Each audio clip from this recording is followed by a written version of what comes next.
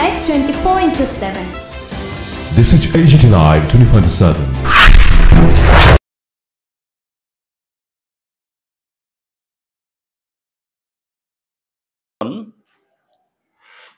আজকে কতগুলো ঘটনা ঘটেছে, সে কারণে আপনাদেরকে খুবই তাৎক্ষণিকভাবে এখানে আহ্বান করতে হয়েছে। সেটা হলো, আজকে আমাদের পার্টির ডাকে পূর্ব ঘোষণা দিয়ে যে গেল অর্থ বছরের 5-6 মাস ধরে রেগা 2F এ কাজ করেছে, তাও যত সামান্য। এখন নতুন অর্থ বছর শুরু হয়েছে, এপ্রিল মাস প্রায় শেষ হবে। রাজ্যের প্রায় সবকটা জেলাতেই, বহু ব্লকেই গ্রামীণ যারা জব কার্ড হোল্ডার এবং শহরের মধ্যেও যারা 2F কাজ করেছে বিভিন্ন নগর পঞ্চায়েতগুলোতে, রেগা এবং 2F এর কোনো মজুরি দেওয়া হয়নি। এতে চৈত্র সংক্রান্তির সময়তে, বামফ্রন্ট সরকারের সময়তে, এটা 25 বছরের এই রাজ্যে একটা নতুন রেওয়াজ তৈরি হয়েছিল। চৈত্র মাস এমনকি বৈশাখের এই পরবর্তী সময়েতেও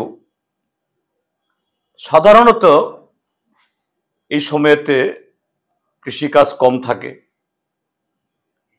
জমে সেখানে নতুন করে জমি তৈরি করার জন্য কাজ শুরু হয়, পাহাড়ে সেরকম কাজ থাকে না।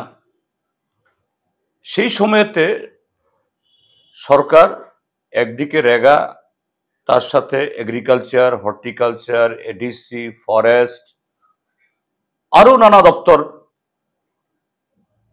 অসংখ্য শ্রম দিবস সৃষ্টি করে। তো প্রাকৃতিকভাবে এই সময়েতে একটু শুষ্ক সময়, ড্রাই সিজন হলেও তৎসময়েতে বামফ্রন্ট সরকার, জনদরদী সরকার থাকার কারণে কখনোই এটা আঁচ হয়নি জনগণের মধ্যে। কিন্তু এবার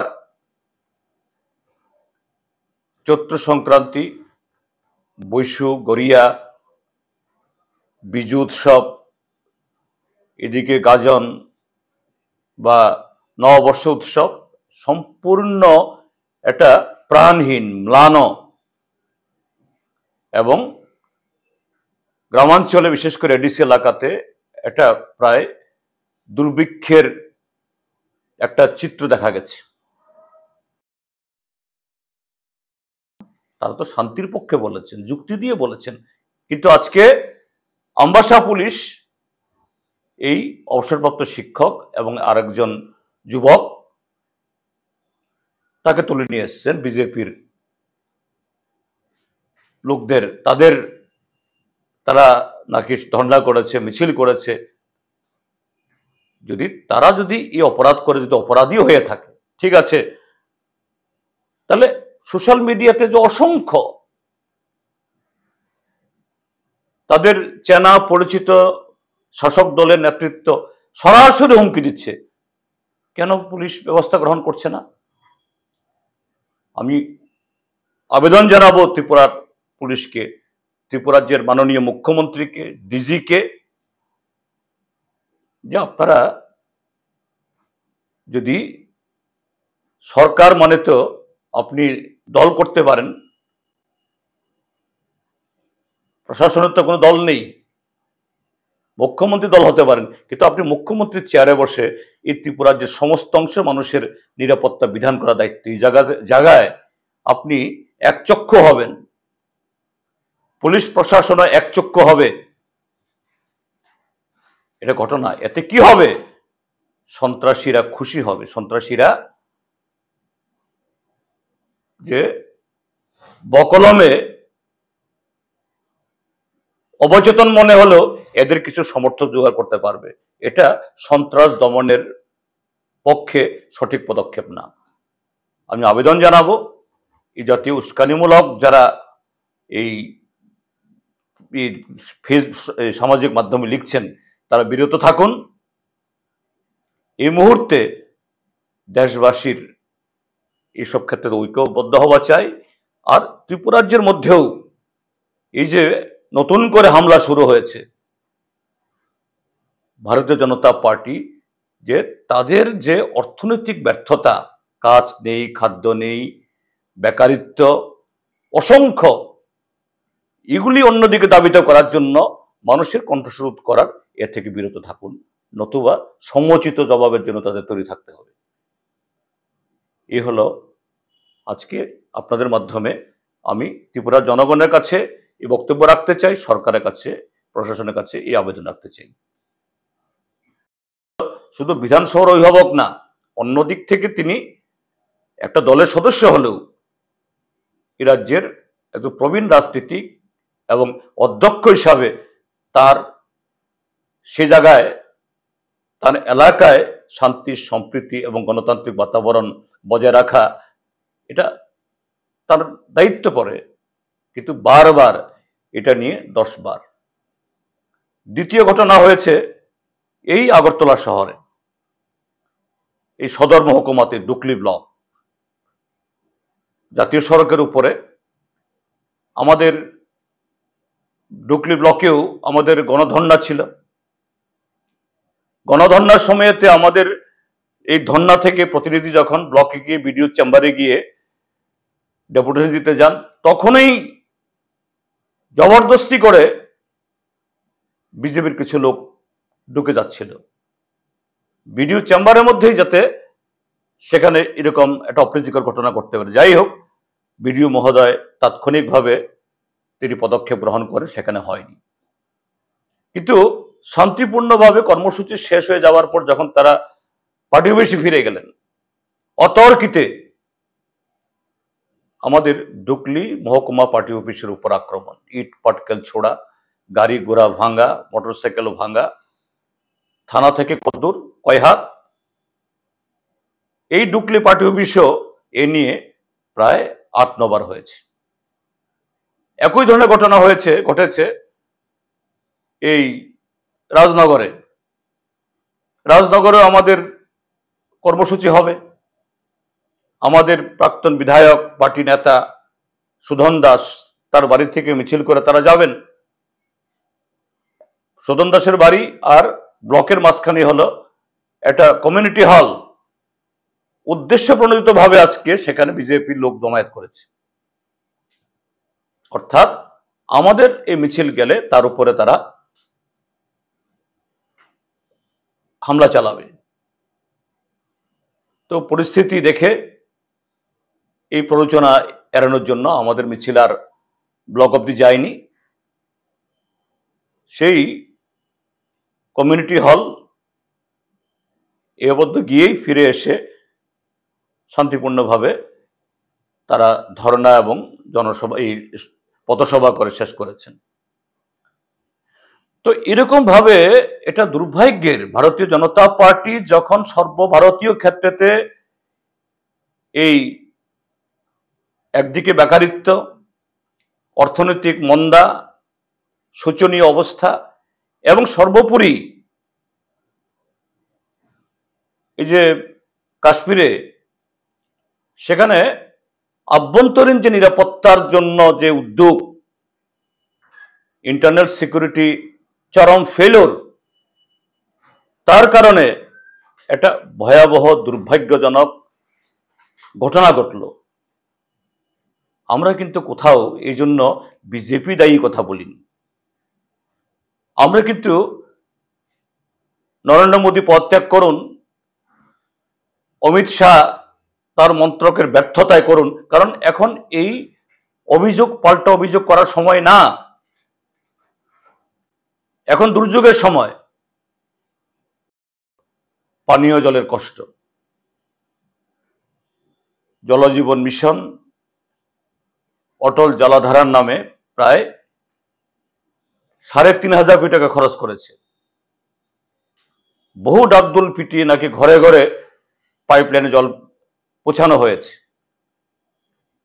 কিন্তু আমরা দেখি যে প্রায় 12 মাস এই ড্রাই সিজনে তারও বেশি যে পানীয় জলের জন্য এমনকি শহরতলি, গ্রাম, পাহাড় তো কোনো কথাই নেই, এমন দিন যায় না যে দিনে 3টা 4টা 5টা জায়গাতে রাস্তা রোকো হয় না।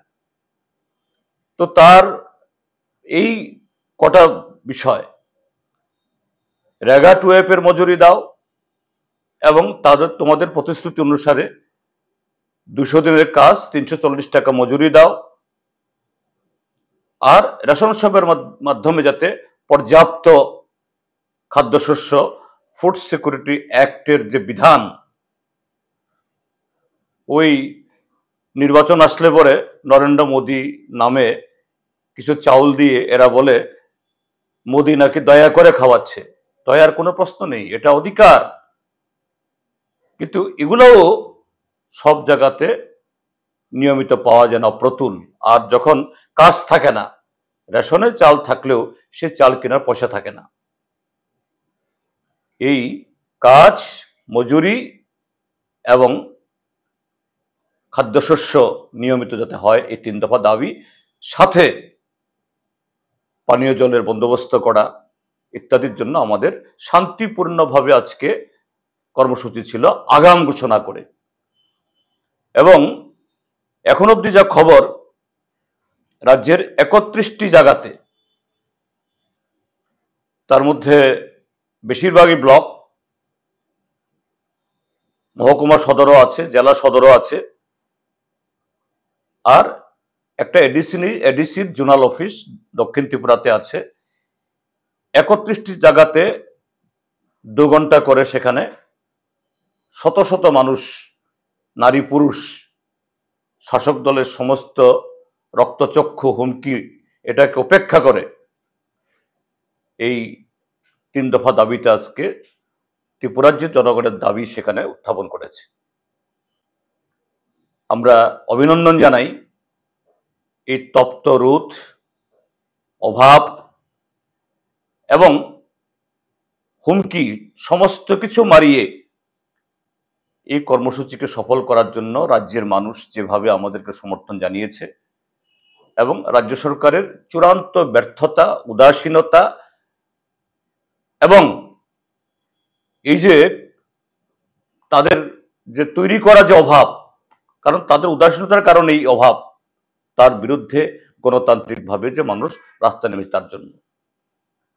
তার সাথে আরেকটা বিষয় আমি খুব উদ্বেগের সাথে আজকে আপনাদের মাধ্যমে রাজ্যবাসীর কাছে উত্থাপন করতে চাইছি, সেটা হলো যে শাসক দল রাজ্যের জনগণের এই স্বতঃস্ফূর্ত, শুধু আজকে আমাদের কর্মসূচির জন্য আমি বলছি না, এই যে বিভিন্ন জায়গাতে কাজের জন্য, মজুরির জন্য, পানীয় জলের জন্য, রেশনের জন্য যে রাস্তা রোকো, ধর্ণা, এতে প্রচন্ডভাবে আমাদের রাজ্যের বর্তমান সরকার এবং শাসক দল, শাসক গোষ্ঠী, বিজেপি এবং ত্রিপুরা মথা উভয়েই আজকে তারা জনগণের এই ক্ষোভ বিক্ষোভকে অন্যদিকে দাবিত করার জন্য, জনগণের কণ্ঠস্বরকে রোধ করার জন্য, তাদের যে বদান্যতায় আজকে এই অভাব তৈরি হয়েছে, এটা যাতে সোচ্চার তারা না হয়, জনগণ সন্ত্রাসের পথ নিচ্ছে।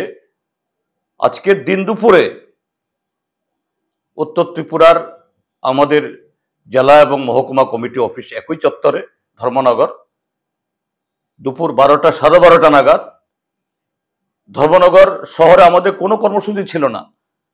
আমাদের কর্মসূচি কদমতলাতে, কালাছড়া ব্লকে এবং যুবরাজনগর ব্লকে। আমাদের নেতৃত্বের বেশিরভাগ কয়েকজন কর্মী ছাড়া তারা ব্লকে ব্লকে গেছেন। সেখানে বিজেপির বাইক বাহিনী ঢুকে আমাদের এই ধর্মনগরের পার্টি অফিস লন্ডভন্ড করেছে, এবং এটা নিয়ে এবার 10 বার, এই 7 বছরে 10 বার। সারা শহরে মিছিল করে বিজেপি সিপিএম এর বিরুদ্ধে বিষোদ্গার করে ওই অন্য ইস্যুকে সেখানে এনে সিপিএম সন্ত্রাস করতে চায়, সিপিএম এই অশান্তি লাগাতে চায়। অর্থাৎ সিপিআইএম জনগণের দাবি উত্থাপন করছে, সিপিএমকে এই জন্য কোণঠাসা করতে হবে। এবং দুর্ভাগ্যের হলো এই ধর্মনগর শহর যে বিধানসভা কেন্দ্র, যে এলাকায় বারবার এই ঘটনা হচ্ছে, সেখান থেকে প্রতিনিধিত্ব করেন আমাদের ত্রিপুরাজ্যের মাননীয় এই বিধানসভার অধ্যক্ষ মহোদয়। এই যে ঘটনা, নিশ্চয়ই তার দায় তিনি এড়াতে পারেন না। তার দেশ ঐক্যবদ্ধ হয়ে সন্ত্রাসবাদের বিরুদ্ধে দেশের মানুষকে জোটবদ্ধ করে সন্ত্রাসীদের দমন করা, এটা দেশের বাইরের শত্রু হোক, শক্তি হোক, বা দেশের ভেতরের, কাদা ছোড়াছড়ির সময় না, এটা বিশ্লেষণ করার সময় পাওয়া যাবে। কিন্তু আমরা খুব উদ্বেগের সাথে দেখছি সোশ্যাল মিডিয়াতে অসংখ্য শাসক দলীয় সমর্থক, পরিষ্কার তাদের এই আইডি দেখলে বোঝা যায়, এদের চিহ্ন দেখলে বোঝা যায়, এদের বক্তব্য দেখলে বোঝা যায়, সরাসরি উস্কানি দিচ্ছে। দক্ষিণ ত্রিপুরার মনোবাজারের এক শিক্ষক পরিষ্কার বলছে দেশে কোনো মুসলমান থাকতে পারবে না, আর সিপিআইএম, কংগ্রেস এবং অন্যান্য তথাকথিত সেকুলার দল, এদেরকেও দেখলেই এদের উপর আঘাত করতে হবে। তো কোথায় সাইবার সেল, কোথায় পুলিশ? কিন্তু দুর্ভাগ্যের আজকে আমবাসাতে, ধলাই জেলাতে একজন এই অবসরপ্রাপ্ত শিক্ষক আর একজন যুবক, তাদের রাজনৈতিক পরিচিতি আমি জানি না, পরিচিতি জানা দরকারও সেখানে নেই, তারা এই এই যে পহেলগাঁওয়ের ঘটনায় একটা রিয়াকশন দিয়েছেন এই সমস্ত দেখে, যে না, এখানে যারা পহেলগাঁওয়ে যারা ঘটনা ঘটেছে তারা সন্ত্রাসী, তারা দেশের শত্রু, এরা জাতির শত্রু, তাদের বিরুদ্ধে সমস্ত শান্তিপূর্ণ মানুষ ঐক্যবদ্ধ হন এবং কঠোরতম ব্যবস্থা গ্রহণ করা হোক। তারা কোন ধর্মের, কোন জাতির, এই প্রশ্ন নেই, এরা শত্রু, এবং সেখানে কোনো ধর্ম তাদেরকে এইভাবে পরিচিত করেনি, এরা ধর্মের কলঙ্ক। ঠিক তেমনি বলেছেন ভারতবর্ষের সংখ্যাগুরুদের ধর্ম, তারাও কোথাও বলেনি যে অন্য কোনো ধর্মের বিরুদ্ধে এরকম ভাবে হিংসা ছড়াতে হবে, এটুকুই।